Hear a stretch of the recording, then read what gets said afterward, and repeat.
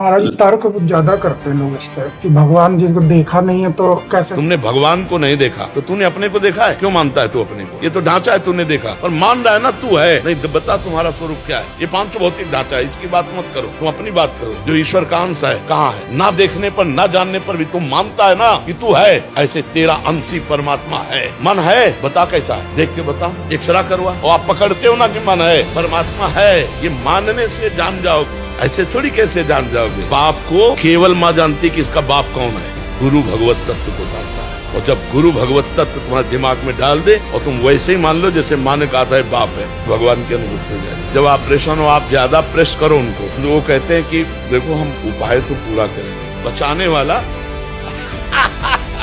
मतलब मानना पड़ता है सबको, नहीं मानना पड़ता है कि भाई प्रयास हम कर रहे हैं, लेकिन बचाने वाला है। अंतिम फाइनल में सबको बोलना पड़ेगा वो है। अपने जो हिंदू धर्म है उसमें अलग अलग देवता है। गणपति होगा, कोई विष्णु कृष्ण मानता, कोई राधा मानता, कोई दत्त मानते। तो दूसरे धर्म वाले तो उनको अपने इसमें लोग जो बढ़ चुके हैं अलग अलग परंपराओं में, अलग अलग उसमें, तो वो क्या बोलते हैं, मतलब हमारा आया हुआ अनुभव बता रहा हूँ, हमारी आध्यात्मिक संस्था में वो लोग जो वो पूछते हैं कि पहले आप ही लोग का तो पहले द्वैत दिखता है, वो अद्वैत में पहले आ जाना। नहीं, वो मूर्ख है, वो नहीं जानते, बात करके देखे। मेरा सवाल है कि उनको क्या बताए। हाँ समझो, घड़ा, कुल्हड़, सकोरा, इनमें है क्या? मिट्टी, कुंडल, हार, करधनी, बाजूबंद है क्या? सोना।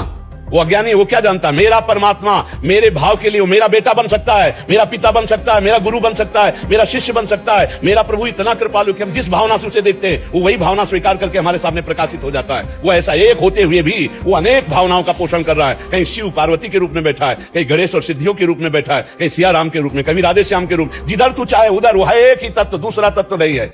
जितना आनंद मृत्यु लोक में है उससे कई गुना आनंद स्वर्ग में है, उससे कई गुना आनंद मार लोक में है, उससे कई गुना जन लोक में है, उससे कई गुना बढ़कर तप लोक में है, और सबसे बढ़कर ब्रह्म लोक में है।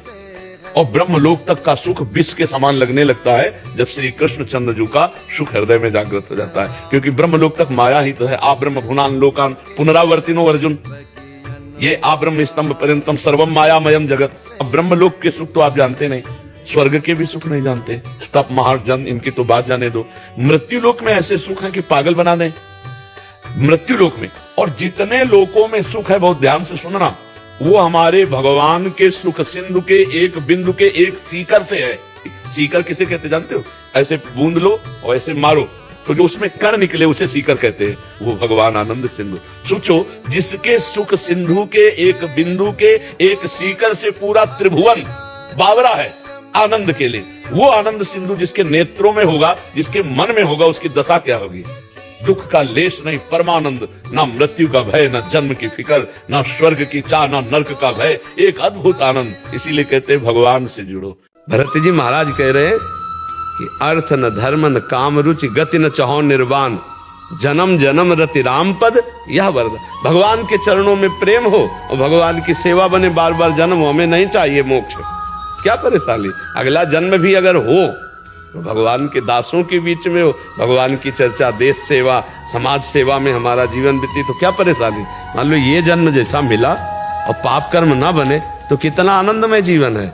शरीर एक स्वप्न की तरह छूटा, फिर एक स्वप्न की तरह नया शरीर मिल गया, फिर समाज, भगवत सेवा, आनंद, क्या परेशानी है। मस्त रहो। विवेकी वही है जो संतुष्ट है इनके नवा, हर स्थिति में मन को प्रसन्न रखता है। और मन को प्रसन्न वही रख सकता है जिसे भगवान का भरोसा है। संसार में अपना अहंकार से धन रुपया पैसा बल का जो वो चिंता शोकित जरूर रहेगा, वो चिंतित रहेगा, शोकित रहेगा, भयभीत रहेगा। और जिसे भगवान का भरोसा है वो आनंदित रहेगा। और डरना नहीं। कोई भी त्रिभुवन में नाम जापक को पराजय नहीं दिखा सकता, ये बात पक्की समझ लेना। कभी भी हरि का एक स्वभाव है, कोई उनको गाली दे दे, अपमान कर दे, उनकी निंदा कर दे, वो पिता के समान सह लेते हैं, क्षमा कर देते हैं। लेकिन उनके भक्त का अपमान कर दे तो राम रोष पावक सो रही। जो अपमान भक्त कर करई, तुम चुप रहना, तुम मत बोलना।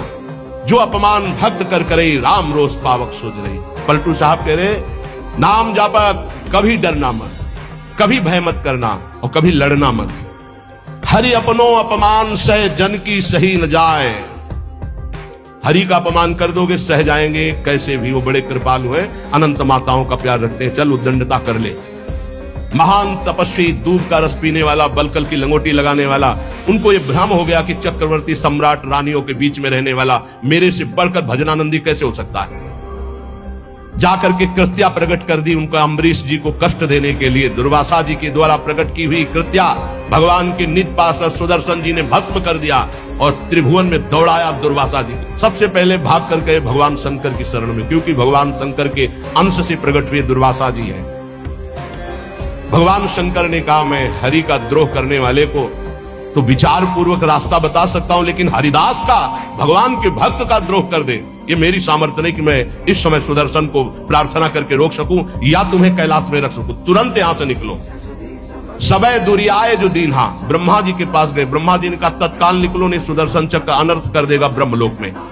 हरि के पास गए और कहा आपका एक व्रत है कि मेरी शरण में चाहे जितना बड़ा अपराधी आ जाए मैं कभी त्यागता नहीं हूं। तो भगवान ने कहा अपराधी कितना भी बड़ा चराचर जगत का हो मैं उसे शरण दे सकता हूं, लेकिन मेरे भक्त का अपराधी, उसके लिए कोई गुंजाइश नहीं। अब ये सुदर्शन मेरी आज्ञा में नहीं है। अगर अम्बरीश जी कह देंगे तो ये सुदर्शन शांत हो सकता, अन्यथा नहीं। भाग के अम्बरीश जी के ही चरणों में आना पड़ा। मेरा अपराध कर दे तो मैं क्षमा कर सकता हूं, भक्त का अपराध कर दे तो नहीं। इसलिए जाओ, अगर अम्बरीश जी क्षमा करे तो क्षमा हो सकती है। तो पलटू द्रोही संत कर तिनय सुदर्शन खाए, हरि अपनो अपमान से जन की सही न जाए। इसलिए निर्भय निश्चिंत होकर के निरंतर नाम जप करो। एक श्लोक समझ ले गीता जी का तो भगवत प्राप्ति निश्चित हो जाएगी। अनन्यस चिंतयन्तु माम, भगवान की बस इतनी बात समझ ले। फिर वो ये जना परिपासते तेषाम नित्याभियुक्तानाम योगक्षेमम वहाम्यहम्। लौकिक और पारलौकिक कोई भी चाह अधूरी नहीं रह जाएगी।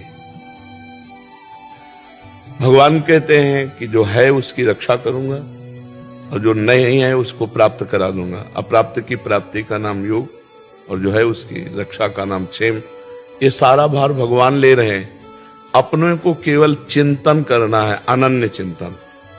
बाहरी क्रियाओं के यहां कोई चर्चा नहीं कर रहे हैं, अनन्य चिंतन की बात कर रहे हैं। अगर हम हर समय श्वास प्रश्वास गुरु प्रदत्त या मनोनीत भगवान नाम निरंतर अभ्यास करें। नाम श्वास दो विलग चलत हैं, इनको भेद न मोको भावे। श्वास ही नाम, नाम ही श्वासा, नाम श्वास को भेद मिटावे। रोम रोम और रग रग बोले, तब कुछ स्वाद नाम को पावे। जैसे जैसे भगवान की स्मृति में हम डूबते हैं वैसे ही वैसे भगवान के लिए व्याकुलता पैदा होती है। प्रेमी के नेत्रों में मानस पटल पर प्रीतम ही प्रीतम बसते हैं। पी मूरति नयनन बसे, यही रस रहाय समाये। ये लक्षण सुन प्रेम के और न कछु सुहाय, और न कछु सुहाय फिरे। अपने रस मातो कुटुम देह ते जाए, छूट सब ही विधि नातो। जहाँ जहाँ पिए की बात सुने खोजत तिन गयनन, जहाँ जहाँ प्यारे की बात सुनने को मिल जाए। नेत्रों में प्रीतम बसे हुए, जड़ चैतन्य कछु नहीं दिखत। जित दिखत तित श्याम खड़े, विउहल विकल संभारण तन की। घूमत नैना रूप भरे, करनी अकरनी दो विधि भूले। विधि निषेध सब रहे धरे, नरहरिदास ते भये बावरे। जे या प्रेम प्रवाह परे, रूप छके घूमत रहे, तन को तनिक न भान। नारायण दृग जल बहे, यह प्रेम पहचान। विरह कमंडल कर लिए, बैरागी दो नयन। मांगत दरस मधुकरी, छके रहत दिन। ना काहू सो बोलिबो, ना कोई व्यवहार। अपनी कुंवर किशोरी को जियत निहार निहार। सुने न काहू की कही, कहे न अपनी बात। नारायण व रूप में मगन रहे दिन रात। ऐसा प्रेमी, इसे प्रेमी कहते हैं।